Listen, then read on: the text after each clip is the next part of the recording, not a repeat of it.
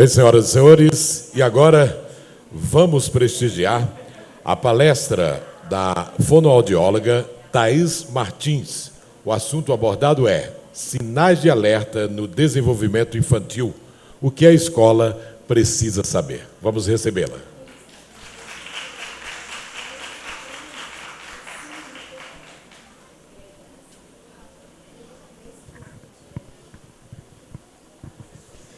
Obrigada, viu? Vou esperar abrir o slide, mas vou me apresentar. Então, meu nome é Thaís Martins, sou fonoaudióloga. Hoje eu trabalho principalmente com o público infantil.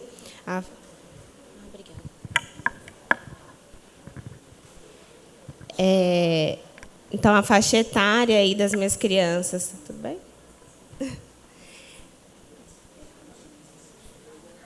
Tá. Então, eu pego principalmente a primeira infância e eu vou falar um pouquinho para vocês do que vocês podem, né, perceber. Obrigada. Deixa aqui. O que vocês, né, dentro da escola, podem pensar aí como sinais de alerta para essa criança, né? Talvez para o encaminhamento ou até mesmo, né, para vocês dentro de sala saber como se portar, como auxiliar essa criança aí em sala de aula. Então, meu objetivo hoje, né, é que vocês possam compreender aí os marcos básicos do desenvolvimento infantil, quais são os sinais de alerta dentro do contexto escolar, quais as dificuldades, né, passageiras ou persistentes desse aluno, aprender estratégias para observar e registrar, e fortalecer o trabalho de vocês, da escola, né, com a família, e também promover a inclusão dessas crianças com um olhar mais sensível possível. Então, a escola, ela é o papel, muitas vezes, principal, né? Quem fica a maior parte do tempo com essas crianças são vocês. Então, o olhar de vocês, ele é muito importante. Às vezes, a família não percebeu algo, mas vocês, na escola, conseguem perceber. Então, o monitor, ele tem um papel muito importante dentro da vida dessa criança. E aí, na escola, vocês podem observar a interação social, a comunicação, a autonomia, o comportamento, como que é a aprendizagem dessa criança na escola, como que está o emocional, como ele se regula, como que está a coordenação motora. Então, todos esses pontos, vocês, né, dentro da sala de aula, conseguem observar nessa criança. E uma coisa muito importante é que observar não significa diagnosticar. Então, a gente não diagnostica a criança e, principalmente, não rotula a criança, né? Então, a partir do momento que a criança está apresentando um comportamento ruim, o que a gente precisa fazer? Entender o porquê, registrar, observar e, aí, sim, levar isso adiante, né? Para a coordenação pedagógica, para a família e aí buscar um atendimento, acompanhamento. Cada criança tem o seu tempo. Sim, cada criança se desenvolve diferente. Nós não somos todos iguais, nós somos diferentes. Porém, a gente tem marcos do desenvolvimento. Então, a criança ela pode estar um pouquinho, né, diferente da outra. Um falou mais rápido, o outro não. Mas, na hora que chega no limite, ali, numa faixa etária específica, aquela criança precisa estar ali. Né? Então, isso que a gente precisa observar. Eles podem ser diferentes? Sim, às vezes um caminho um pouquinho mais devagar que o outro. Mas, na hora que chega numa fase específica, está ali dentro? Ok. Não está? Vamos precisar entender o que está acontecendo. Tá? E vocês têm um papel principal aí. Né? Então, vocês têm que entender quando o comportamento acontece, qual a frequência desse comportamento, qual que é o impacto disso na rotina escolar. Então, eu tenho uma criança muito agitada, mas muito agitada quanto? O que acontece quando ela fica muito agitada? Eu preciso observar e entender para quê? Para relatar para o outro, para passar lá para a coordenação. Olha, esse menino é agitado o tempo todo, mas o tempo todo, quando ele está lá no recreio, ele consegue brincar com os colegas? Ele consegue socializar? Ah, não, nem isso ele consegue, ele não para um segundo. Ele não consegue observar o brinquedo que a maioria das crianças gosta, ele não consegue. Ah, então, peraí, vamos entender melhor isso. Então, o papel de vocês é muito importante, o olhar de vocês é muito importante. Aqui eu falo em relação à comparação, então, comparação com crianças da mesma faixa etária. Vem um pouquinho daquilo que eu falei. A gente não deve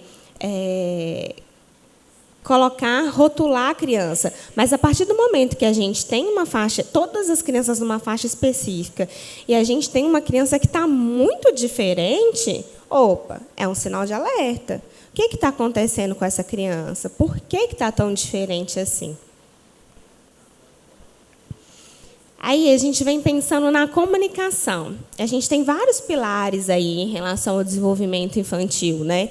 E aí, quando a gente pensa nessa criança dentro da sala de aula, a gente pensa em comunicação.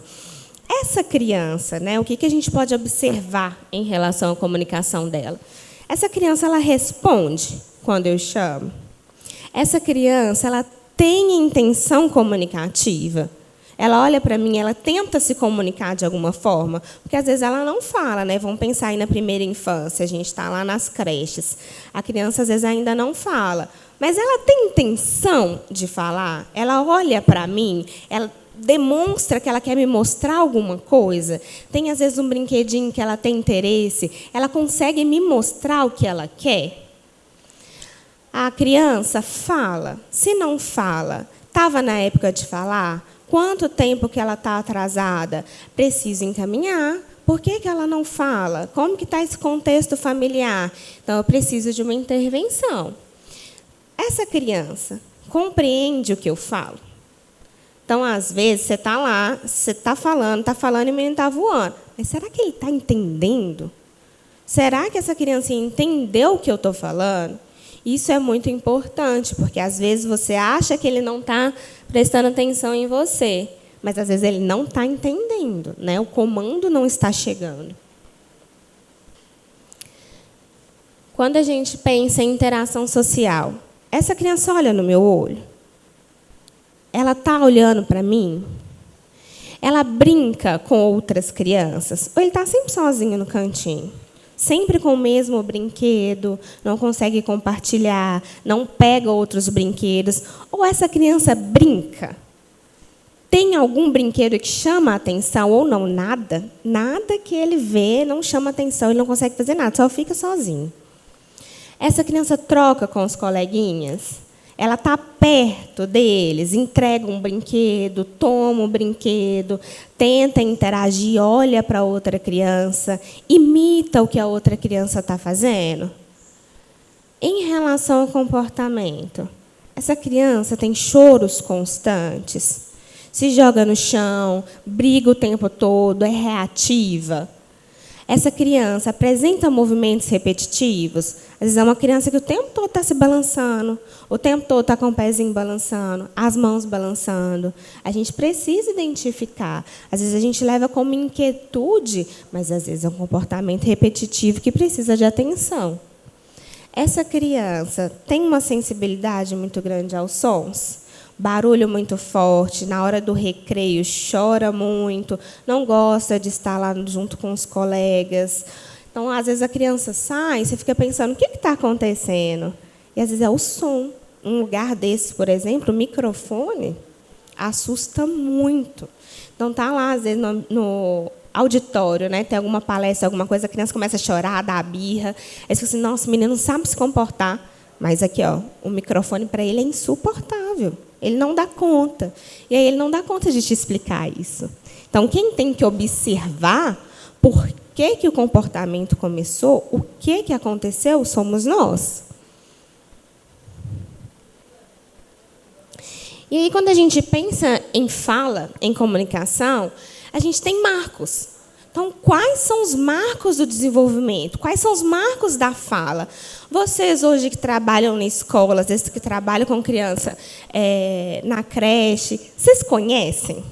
Alguém sabe quais são os marcos do desenvolvimento infantil? Da fala. O que precisa da criança lá com 1 ano? O que ela tem que fazer? Alguém sabe?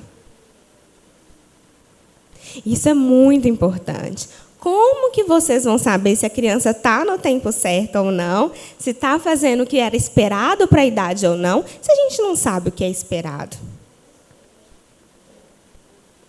Então, isso é muito importante. Eu vou deixar depois o link dessa cartilha, que ela é maravilhosa.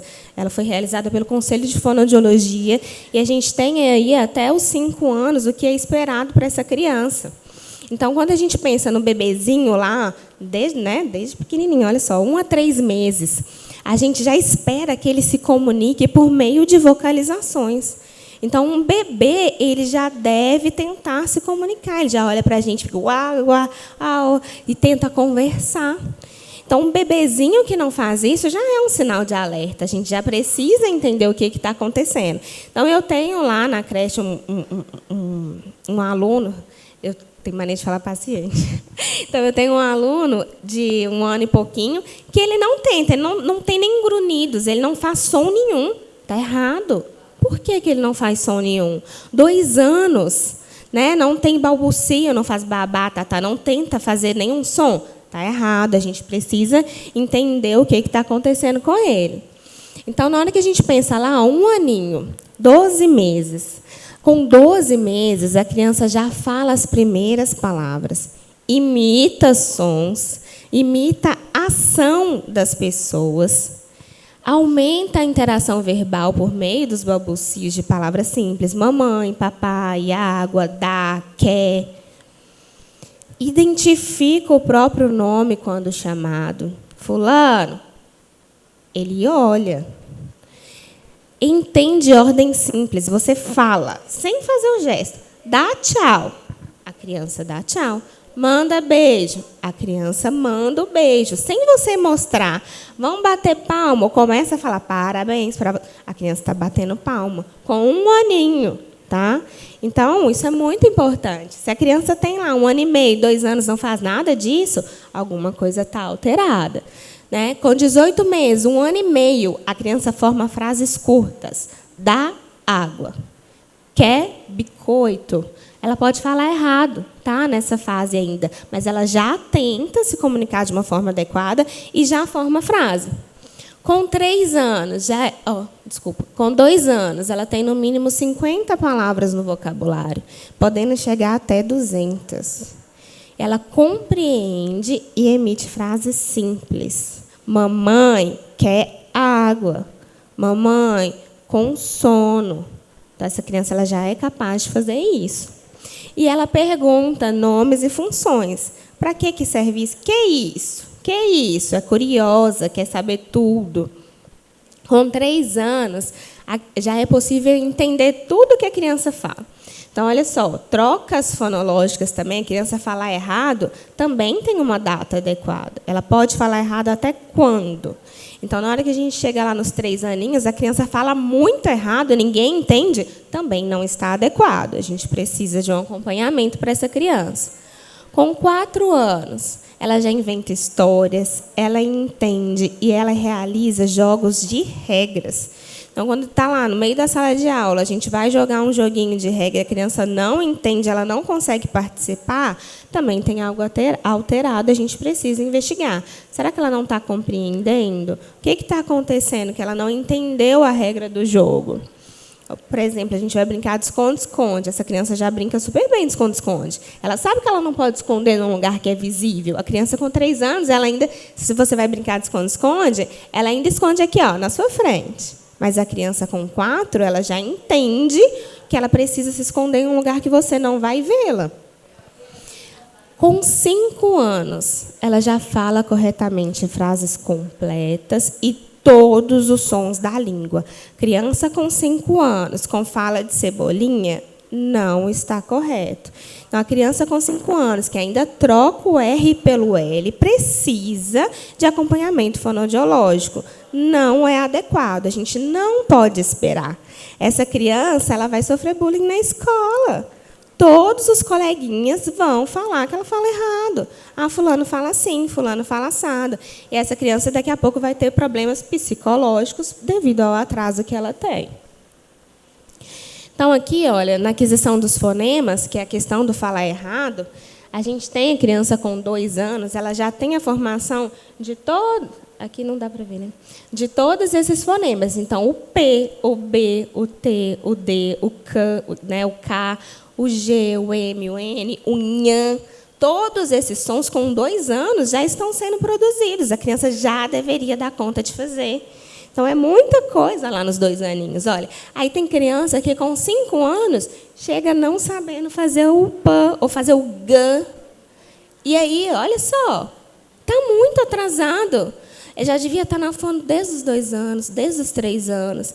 E aí deixou passar. Às vezes leva em pediatra que, não tem problema não, daqui a pouco ele vai conseguir. Mas se tivesse um auxílio, ele já estava conseguindo. E o problema é que na hora que chega lá nos 5 ou 6 anos, ele está na fase de alfabetização. O menino não fala certo, ele vai escrever certo? Não vai. Então, a gente está postergando um problema e gerando um problema maior.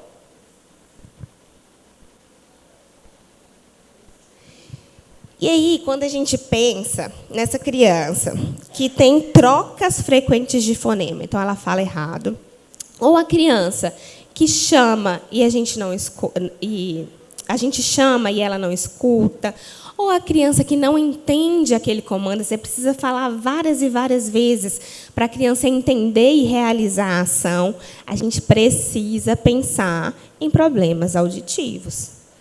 Essa criança escuta. O que essa criança escuta? Quanto que essa criança escuta? Ah, mas na hora que está uma barulheira no recreio, ele escuta. Mas às vezes o barulho é diferente, a intensidade é diferente. O som da fala, ele tem a intensidade adequada. Será que ele está escutando essa intensidade do som da fala? Então, quando a gente pensa em uma criança com qualquer tipo de alteração em relação à comunicação, à compreensão, precisamos fazer uma triagem auditiva. Então, o exame auditivo ele é fundamental. As crianças fazem lá quando nascem, mas lá para os 3, 4 anos já necessita fazer de novo. E a maioria não tem. Então, a gente pega crianças com 10 anos que nunca fez um exame auditivo. E aí a gente vai tratando como uma coisa, mas na hora que a gente vê, o menino nem está escutando. Ou o processamento dele é diferente. Ou a forma como ele processa esse som é diferente. Às vezes ele tem uma alteração no processamento auditivo. E isso precisa ser identificado. Então, vocês dentro de sala têm um aluno com qualquer tipo de alteração de comunicação, de atenção, de comando, precisa investigar a audição dessa criança, tá? Ou como é o processamento auditivo dele, para a gente poder ter uma base. Então, aqui, olha, a gente tem em relação aos sons, desde um bebezinho, né, de 0 a 3 meses, ele já consegue identificar sons intensos. Ele se assusta quando a porta bate, ele tem o reflexo, né, o barulho muito intenso, ele abre os bracinhos com reflexo de Moro, e ele se acalma quando a mãe fala ou quando o pai fala. Isso já é reconhecimento auditivo. E a audição ela vem desde a gestação, né? Então, o bebezinho aqui, que não se acalma com a voz da família, que não se assusta com barulhos intensos, já merece uma atenção. A gente já precisa identificar. Porém, como hoje o teste da orelhinha ele é lei, né, obrigatório, então, a maioria das crianças, elas nessa idade, faz o teste auditivo e consegue identificar. Mas, na hora que a gente chega lá na fase de 1 ano e meio, a gente precisa, se a gente tem uma criança que não responde bem aos comandos, não está falando ainda, a gente precisa investigar novamente, porque algo pode ter mudado. Principalmente crianças que tiveram, às vezes, otite de repetição. Teve muita infecção de ouvido, vive gripado, toma muito antibiótico, tudo isso afeta a audição. Então, às vezes, no comecinho lá, ele não tinha nada, ele realmente nasceu com uma audição boa. Mas aqui, algo está alterado, e a gente precisa identificar. Não adianta ele fazer acompanhamento, faz 1000 terapias, o menino não melhora de jeito nenhum. Ele não está ouvindo, o que está entrando? Não tem como, a gente precisa identificar isso, tá? Então, lá, olha, 18 a 24 meses, então, entre 1 ano e meio e 2 anos, a criança obedece ordens simples, identifica brinquedos e utensílios domésticos. Então, quando você faz um barulho lá da panela, ele sabe que é a panela que está batendo. reconhece sons domésticos, o telefone tocou, ó o telefone, vou lá atender, pega o telefone, ô, entende o que está acontecendo. Campainha, o latido do cachorro, ele escuta o som, já fala, au, au, au, au, au. Ele não viu o cachorro, mas ele escutou o som do cachorro. Né? E também de pessoas, ele reconhece a voz, ele sabe quem está falando lá na sala, ou quem chegou em casa, se for uma pessoa familiar. Né? E até identificar que não é uma pessoa familiar. E aí a gente passa... Vocês têm alguma pergunta aí do ensino fundamental?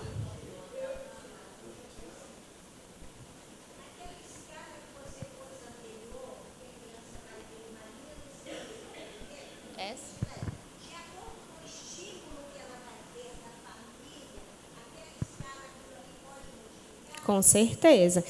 É igual eu falei, o desenvolvimento da criança ele é diferente. Cada criança é diferente uma da outra. Porém, se ela chegou aos 2 anos e não tem as 50 palavras no vocabulário, está errado. Então, a gente precisa de intervenção. Agora, isso pode modificar de acordo com o contexto familiar? Com certeza. A criança que não tem estímulo, ela não vai ter essas palavras, provavelmente, no vocabulário. Então, a gente precisa já de intervenção. Mas aquilo ali é uma linha base. É o que você precisa de ter assim, ó, chegou nessa fase, não faz intervenção. Vamos entender o que está acontecendo. E a gente precisa entrar com a família, entrar, às vezes, com terapia, e entendendo todo o contexto ali. E a família ela é o principal. Porque, às vezes, a família realmente não... Tem gente, é engraçado a gente falar isso, mas muitas pessoas chegam no consultório e falam, mas eu tenho que falar com ele? Não sabia, não. Gente, acontece. Pais de primeira viagem, acha que o bebezinho vai aprender tudo sozinho. Acha. Ele não conversa com a criança, não. Oh, mas eu não sabia que tinha que falar com ele, não. Para mim, ele estava lá. E isso é tão importante. Né? Então, hoje, estudos, eu vi no Fantástico. Esse final de semana, uma professora da faculdade, e aí ela faz um estudo, né, no Instituto Linguagem, lá na França, e eles avaliam a diferença dos pais que conversam com o bebê dentro da barriga e dos pais que não conversam. A linguagem dessa criança, nessas faixas etárias, como é diferente. É muito diferente. Então, assim, é muito legal a gente entender isso. E, sim, o contexto familiar interfere diretamente. Mas a gente precisa ter bases. Né? Então, a gente precisa saber qual que é a faixa ali que essa criança precisaria estar para a gente entender se isso está adequado ou não. Mais alguma pergunta? Vou passar para o fundamental.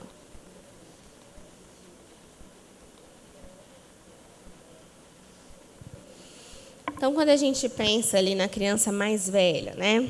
E aí a criança vem de um atraso desde lá de novinho. A criança não fala bem, a criança tem trocas fonológicas, e aí ela não compreende bem, chegou na fase de alfabetização. Coitada dessa criança. Como que ela vai conseguir alcançar a alfabetização se um monte de coisa lá atrás está alterada? Então, ela precisa de seguir um caminho muito longo até a alfabetização. E o olhar de vocês é importante. Por quê? Porque, às vezes, vai pressionando o menino, você tem que conseguir, mas o menino não consegue entender o que você falou. Imagina entender o que está escrito. Então, isso é muito importante. A gente precisa ter o olhar mais atento nessa criança que chegou para a gente com 6 anos. Qual que é o nível de compreensão dela do que eu falo? Para eu poder entender se eu vou conseguir com que ela entenda o que está escrito. Né? E aí a gente pensa na dificuldade aí, persistente em leitura e escrita, dificuldade em seguir rotina, um cansaço excessivo, esquece de tudo também. Tudo é... eu não quero fazer, como se ele não tivesse com vontade. Mas o que acontece? Ele não sabe. A pessoa que não sabe, ela foge daquilo. Então, às vezes, não é desinteresse. Ele não sabe e não sabe como te mostrar isso, né? Tem vergonha. E aí não consegue manter a atenção. Então, quando a criança apresenta esse tipo de sinal, a gente precisa entender o que está acontecendo. E aí a gente volta naquele assunto. O menino escuta. Ele escuta bem? Qual foi o último exame auditivo que ele teve? A gente precisa sentar com essa família e investigar o que está acontecendo. Aspectos emocionais. A criança que não aprende, ela não socializa bem também, não. Por quê?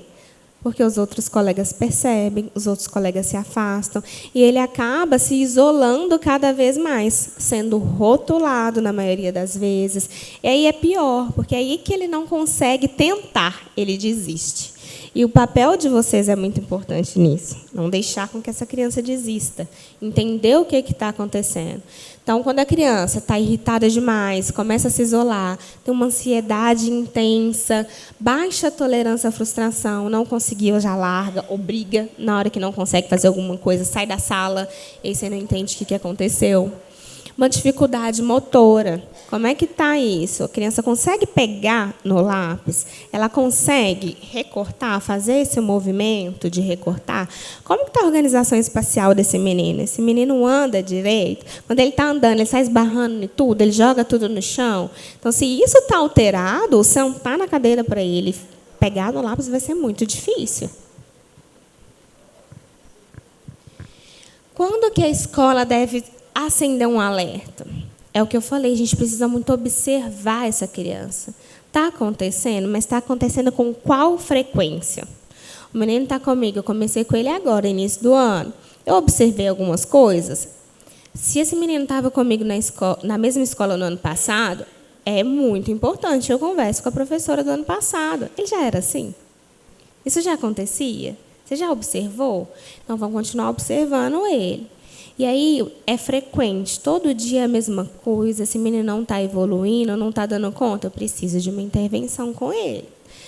Aparece em diferentes ambientes, ele é assim em sala de aula, ele é assim no recreio, ele é assim na hora que está esperando o escolar, ele é agitado o tempo todo, ou em algum momento ele consegue ficar tranquilo. Aí a gente pensa, às vezes dentro da sala ele não consegue, mas no recreio ele está super bem, ele interage com as pessoas, ele conversa com os amigos. Então, a gente precisa entender o que está acontecendo na sala de aula para entender o comportamento dele. Então, compromete o comportamento, né, dele, compromete a aprendizagem, a convivência, traz sofrimento para essa criança. Quando? Anota, registra, porque a gente esquece.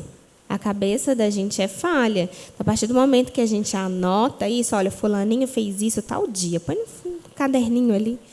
Ah, tal dia ele fez a mesma coisa.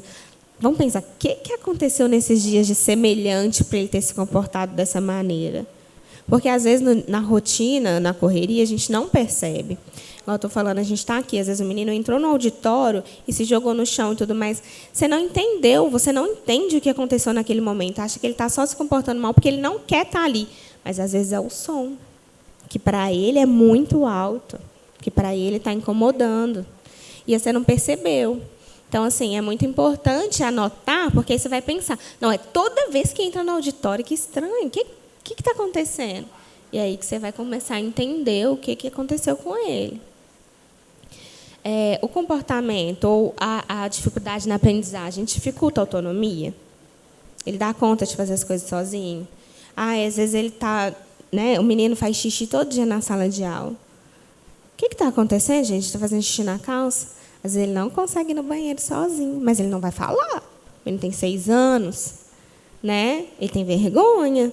Então, a gente precisa começar a entender o porquê daquele comportamento.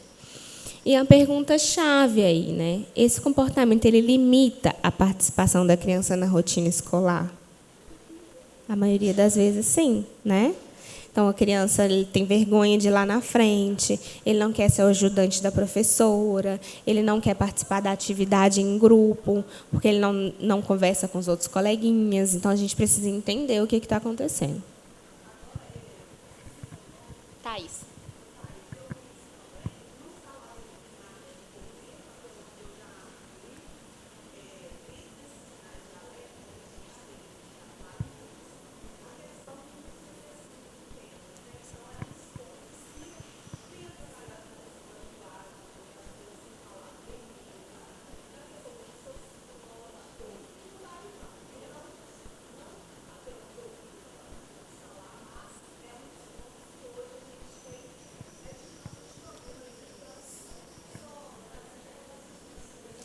O uso das telas indiscriminadamente hoje é algo frequente, é algo que atrapalha, sim, principalmente, né, nessa fase infantil. Hoje, os estudos mostram que o ideal seria que a criança de 0 a 2 anos não usasse tela em momento nenhum. E a tela está o tempo todo na nossa frente, né? E a maioria das crianças, o tempo todo, é colocada na frente da televisão, do computador e do celular, que é o pior, que é muito mais perto, ele fica aqui pertinho, um estímulo muito grande, e a criança fica lá. E o tempo excessivo. Então, essas crianças saem da escola, vai para casa e fica na televisão até a hora de dormir. Provavelmente isso acontece na maioria das casas, né? E é importante orientação. Então, às vezes, né, pensar às vezes, nas reuniões escolares, tocar nesse assunto. Então, se a criança está apresentando um comportamento muito ruim, é reunião com a família mesmo. Reunião com a família. Ela não tem estímulo. Eu tenho estímulo inadequado. A televisão, tem muitas pessoas, né, que falam comigo assim: não, mas os personagens estão falando. Por que ele não fala? Porque não tem troca. A criança aprende quando tem troca. Eu falo, você espera ele falar. É troca de turno. É imitação. Você espera uma resposta dele. A televisão não espera a resposta dele. Hoje tem alguns vídeos, né, mais educativos, quando os pais, né, perguntam o que eu posso ver. A gente consegue sugerir alguns depois dos 2 anos, um tempo limitado. E a gente consegue sugerir alguns que eles trazem esses sinais. O desenho ele para obter uma resposta da criança. A criança vai ter essa resposta? Não. Então, o ideal é que seja assistido ainda junto com o pai. Pai e mãe tem que estar do lado, tem que estimular, tem que buscar. Então, a tela ela atrapalha muito mesmo o desenvolvimento infantil. E, infelizmente, é algo que tem que ser tocado e retocado e falado com a família. Ou trazer, mostrando, né? Olha, a criança está com atraso assim, assim, assado. Como é que está em casa? Ele assiste muita televisão? Será que a gente pode tentar diminuir? É o que a gente pode tentar fazer, porque, né, dentro do contexto familiar é algo que a gente não tem um domínio, né? A gente não consegue entrar muito. Mas orientar é um papel nosso também. Então, olha, né, lá no jardim de infância, o menino não tem interação nenhuma, nada. O pai vira e fala: não, nossa, lá em casa eu coloco os videozinhos para ele fica lá, menino, você tem que ver. Não, pai, não pode, não. Né? Até certa idade, não pode. Passou dos 2 anos, é 60 minutos no dia. 1 hora, gente. 1 hora no máximo no dia para a criança assistir televisão. Então, assim, a gente vai, né, de acordo com cada faixa etária, então, mas a gente precisa orientar os pais em relação a isso, tá? O que a gente, profissional, não pode fazer com essa criança? E a gente faz, gente. A gente faz. Nossa, aquele menino lento. Nossa, senhora, não obedece. Não, terrível. Ele é terrível. Só que você fala e o coleguinha escuta. E ele, infelizmente, às vezes, sente isso. E aí ele fica mais terrível ainda.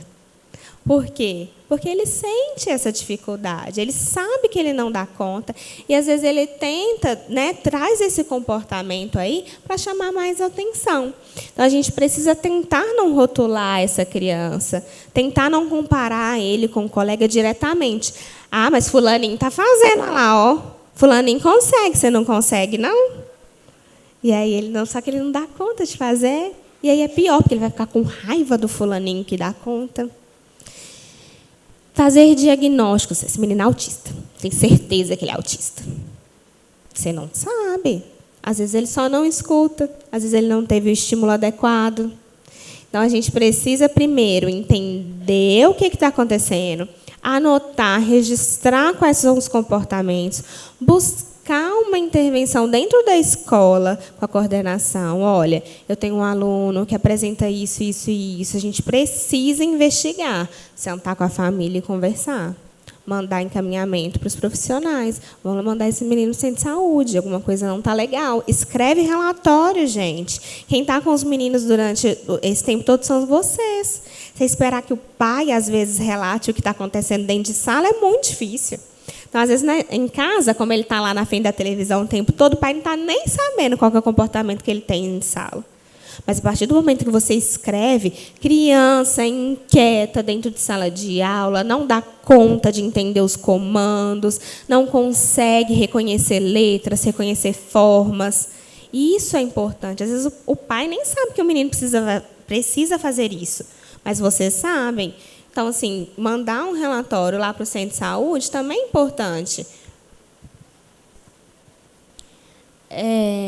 Expor a dificuldade dele diante da turma. Só fulano que não consegue fazer isso, só fulano que não consegue fazer aquilo.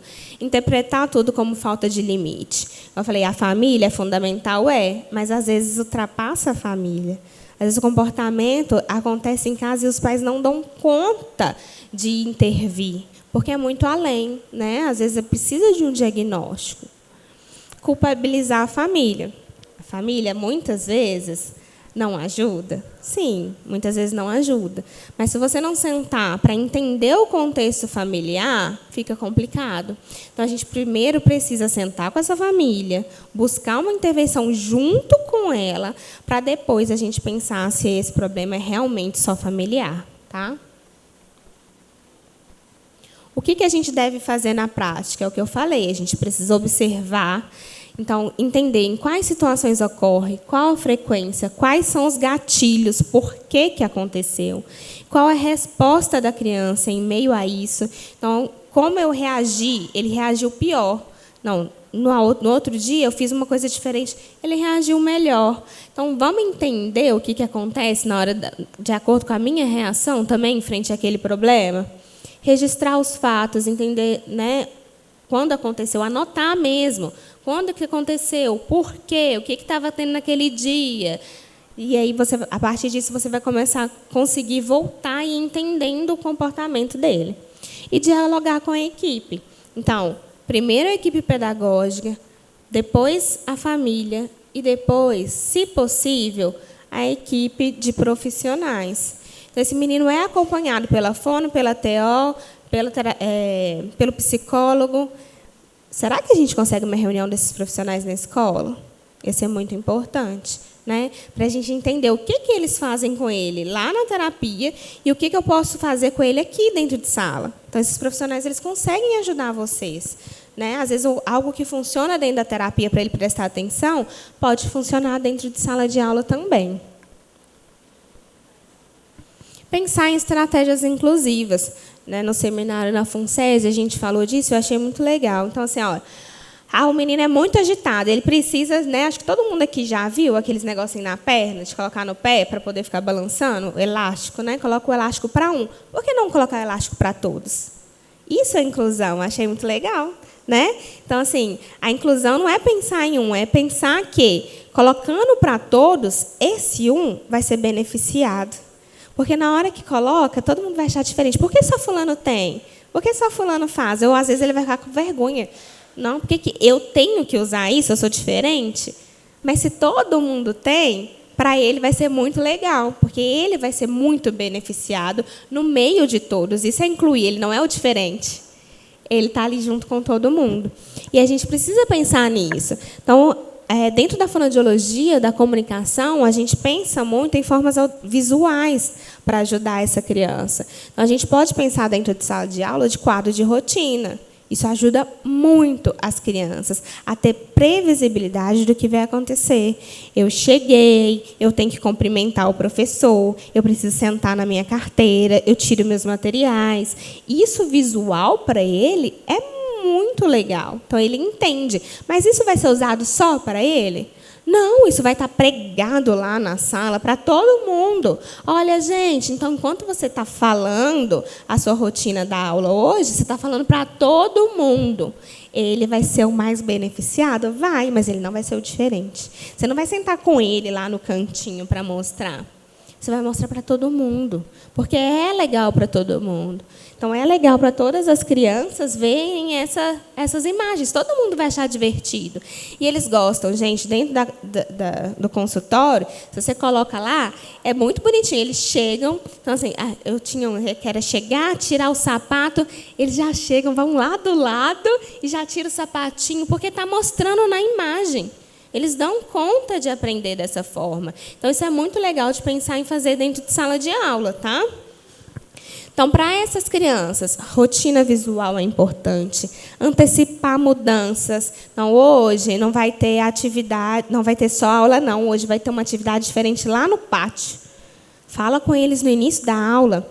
Gente, hoje, mostra para eles que vai ser diferente. Hoje vai ter pátio. Às vezes a imagem do recreio, então, tal horário, a gente não vai, que a gente vai para o pátio, porque o menino está esperando, está na sala. Na hora que faz a mudança, para a gente não é nada, mas para eles é uma diferença muito grande. Eles não dão conta de acompanhar. Então, é legal a gente mostrar isso, porque a gente evita a crise. E quando a gente evita a crise, a gente está fazendo um bem para a gente mesmo também, porque para controlar depois é difícil, né? Então, apoiar ele na organização das coisas na sala. Então, se a gente tiver isso na rotina, a separação do material é muito interessante. Mediação social. Então, assim, coloca essa criança em diversos grupos. Traz essa separação.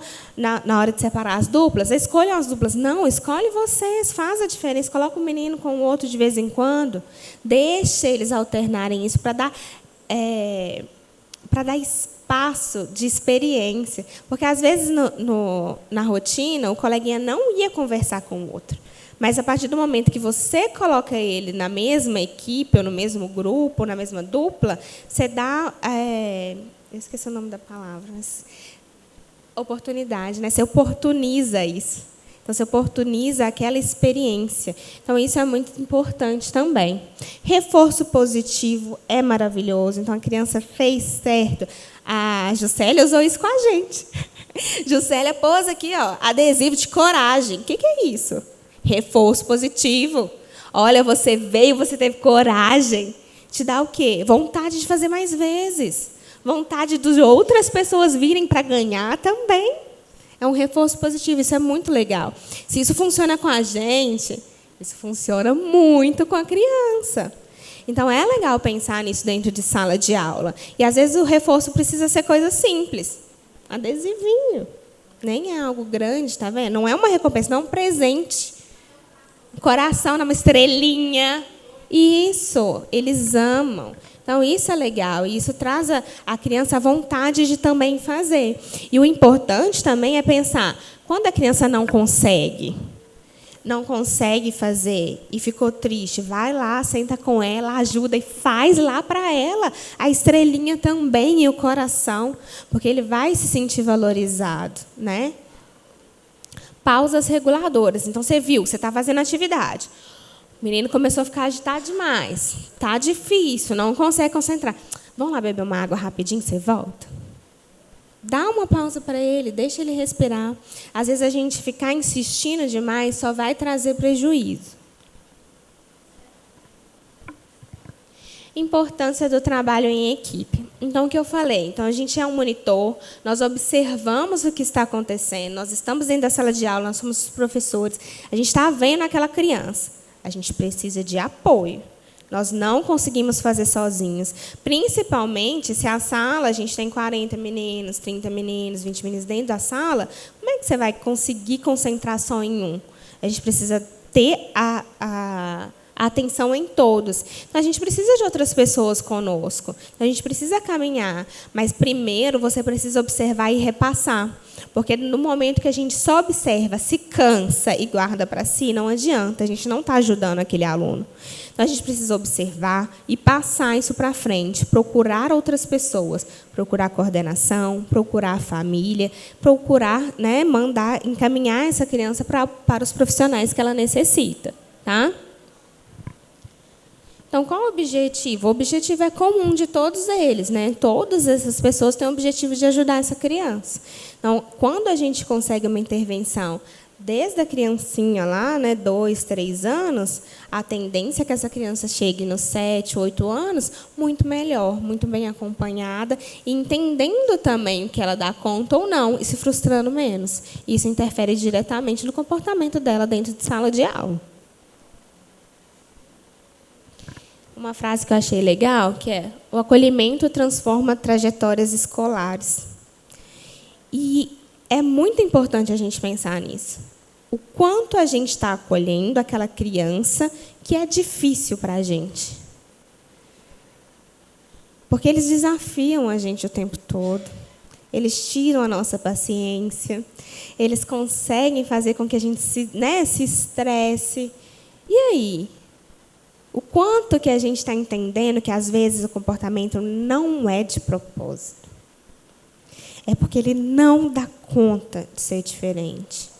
E será que a gente está oportunizando que ele seja diferente? O que a gente está dando de material, que a gente está trazendo para essa criança fazer diferente ou crescer de uma forma diferente? Então, isso é muito importante. Como que ela vai lembrar?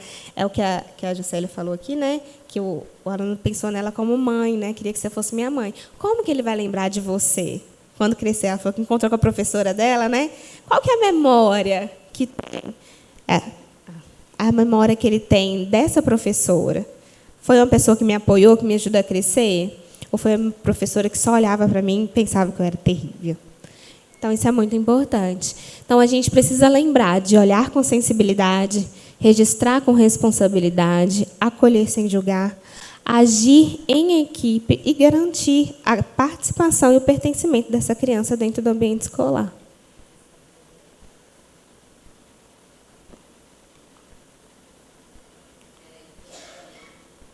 É só o final. Eu queria agradecer a oportunidade de estar aqui, de falar para vocês. Né? Quem quiser me acompanhar lá no Instagram, a gente traz, né, dicas, né, de o que pode fazer, às vezes, com essa criança, de educativo. E estou aberta também, né, às vezes, manda lá mensagem. Thaís, eu tenho um aluno assim, assim, assado. Me dá uma dica de atividade ou de comportamento, o que eu posso fazer, quem que eu devo procurar. A gente está aberto aí para isso, tá bom? Muito obrigada.